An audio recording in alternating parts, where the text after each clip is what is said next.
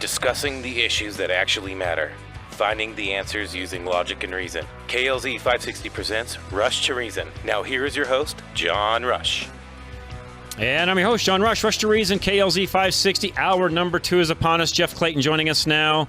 And Jeff, we're going to talk about Colorado Bill 21062. Before we do that, though, what is your background? Well, I'm a licensed attorney in Colorado. Don't hold that against me. And I previously worked for the last two chief justices of the Colorado Supreme Court. Awesome. And you are also the executive director of the American Bail Coalition. Is that correct? I am. Awesome. Well, thank you for joining us. I appreciate it very much. Let's talk about Colorado Senate Bill 21062, which would remove law enforcement's authority to make arrests of those charged with nearly all misdemeanors and a large percentage of felonies. So what's wrong with this bill to start with? Well, as George Brockler called it today in the Denver Post, it's a stay-out-of-jail-free card. In other words, you never get arrested in the first place, and then when you do, there's really no bail. And so they've carved in some exceptions, but there's still some serious crimes in here, including, mutilating dogs and cats, illegal possession of bombs, and the list goes on. I guess I'm trying to understand this, as I always try to do, although sometimes I don't really understand what some folks do when they try to pass certain legislature, but I don't understand what's the end game? What are they trying to do with this? Well, the legislation is sponsored by the ACLU. I think their argument is that, we decreased jail populations substantially during COVID. Everything is fine, and therefore we should continue to decrease jail populations. And as we've found out, everything is not fine in Colorado right now when it comes to increases in crime. Do we really have jail overcrowding in Colorado? No, not at all. Not like other states, and definitely not, post-COVID. I don't think we have a jail really overcrowding problem hardly at all. For some odd reason, I kind of already knew that answer. I just was, I look at this, Jeff, and at times I'm head slapping. Really, I'm like, why do we need this in the first place? If we get to the point, maybe I'm wrong in my thought process, Jeff, but if we get to the point where criminals feel like, and by the way, I think this applies even to some of the regular Joes that are out there. If there's no punishment for a crime, then why not just go do the crime? Absolutely. And, we got an email from a sheriff in Colorado who shall remain nameless who said, suspects tell my deputies there's nothing you can do, and if you arrest me, I'm going to get out for free anyway, so why bother? And, that tells you everything you need to know. Well, and, and no offense, they're right.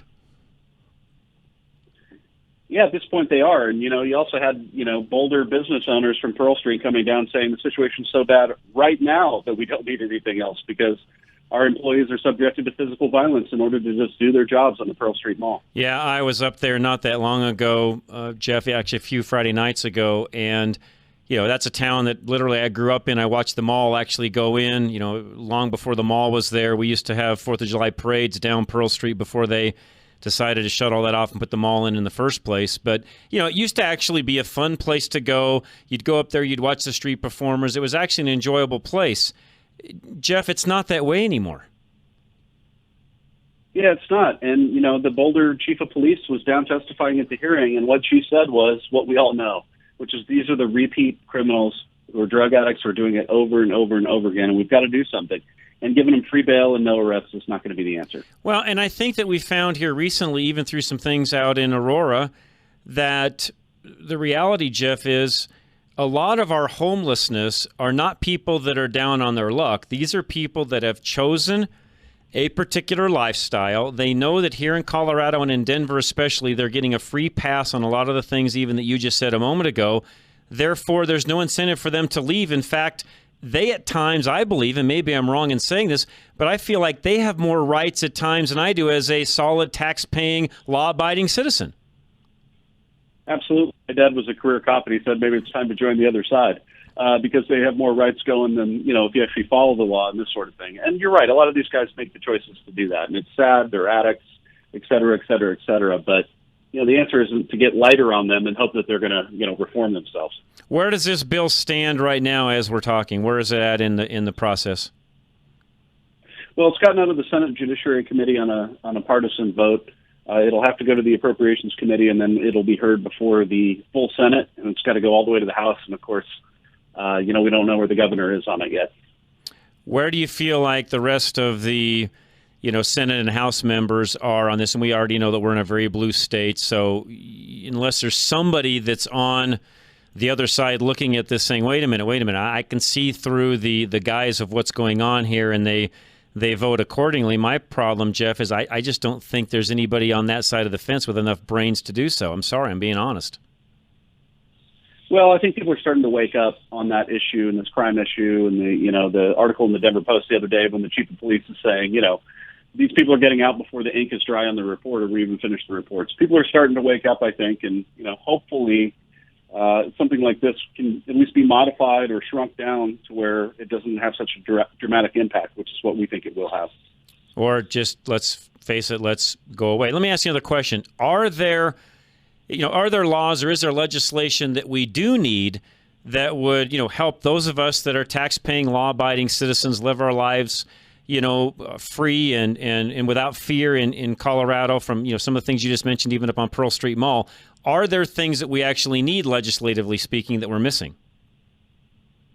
Well, maybe. I mean, I think the trend in the bail side of things is to reduce free bonds for serious, violent, and repeat offenders, and we're seeing that all across the nation. The state of Utah just repealed a bail reform bill from last year that we expect the governor to sign due to the continued free bonds that are going on. And the Harris County DA, Houston, testified this morning in Texas that they had a new record. They had a guy who was out on 18 bonds. Wow. For 18 separate criminal charges. And, at that point, you just got to throw your hands up and say, come on. So when you say, make sure that everybody out there listening understands, when you say, a free bond, what do you mean by that? Well, in Colorado, we call that a personal recognizance bond, which is basically you promise to appear, and if you don't, oh well. There's no consequences. Where normally, if you've got a bail bondsman where you've actually had to go out and actually basically get bail, buy yourself out of jail, if you would, quote unquote, there's some consequences to not showing up, right?